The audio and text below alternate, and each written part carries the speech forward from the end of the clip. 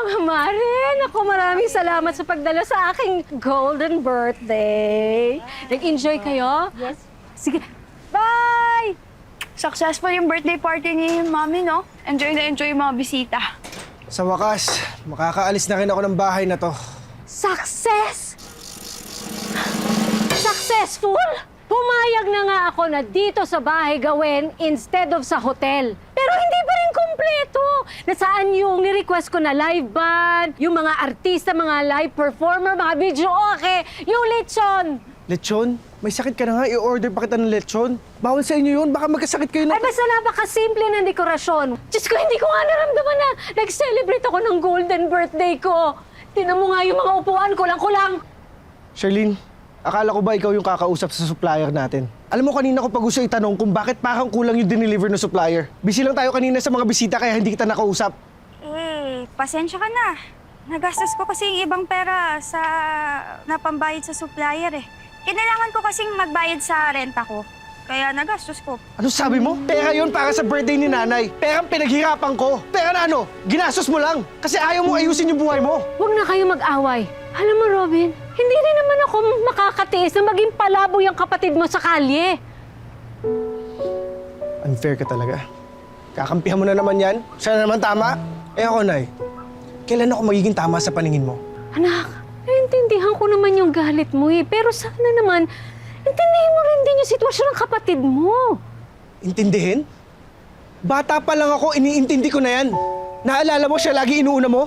Siya yung lagi mo binibili ng bagong gamit. Siya yung lagi mo pinupuri pag may bago siya award sa school. Samantala ako, pag nakuha ko yung pinakamataas na grade, kulang pa din para sa'yo. Oo, ginawa mo lahat para magkaroon ng pera. Pero ako, Nay, nagsakripisyo din ako. Naging working student ako para mapaaral yung sarili ko sa college kasi sabi mo, tumigil ako para kay Charlene.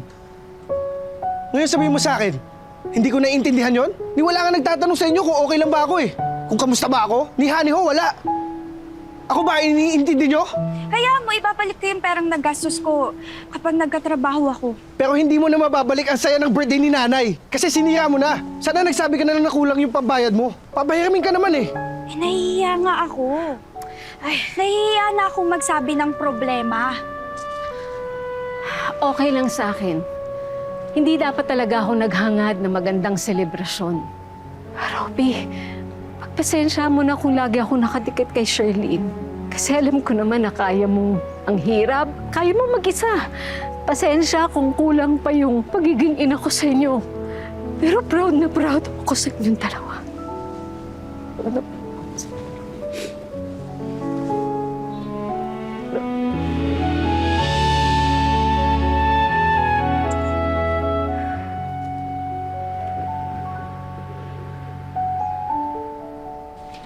Nay, dito po yung charger ko.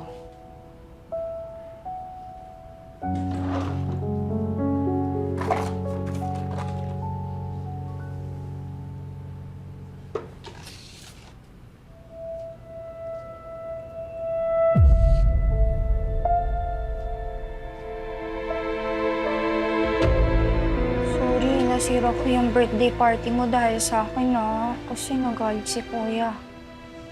Kalimutan mo na yun. Ang importante, magkasundo kayo magkapatid. Sorry. Nay, ano to? Kaya pala ayaw mong bumalik sa doktor? All this time, niloloko mo lang kami. Dahil simpleng sakit ng ulo lang pala yung sakit mo dahil sa blood pressure mo? Iniwan ko yung trabaho ko. Sinantabi ko lahat ng kailangan kong gawin kasi akala ko mawawala ka na. Kasi gusto rin kita makasama, Nay. Mami, bakit mo naman kami niloko? Alam mo, sobrang nag-alala kami para sa'yo. May bala ka man lang ba talagang sabihin to sa amin? Anak, ito lang kasi yung naisip ko na paraan para umuwi kayo.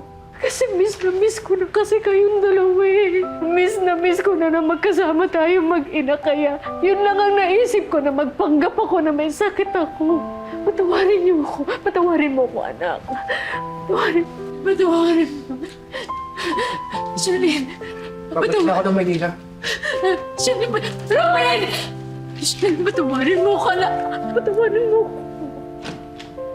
Sana hindi ka na lang nagsinungaling sa amin. Anak, patawarin. Anak!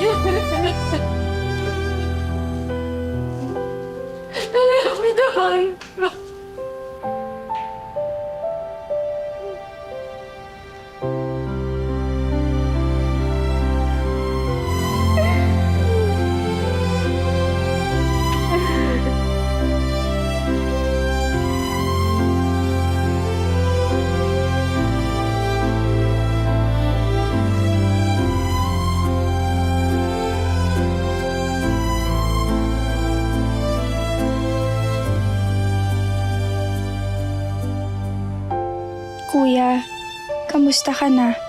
Galit ka pa ba? Hello?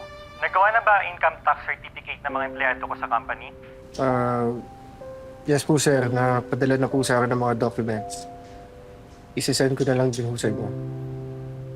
Salamat din po sir.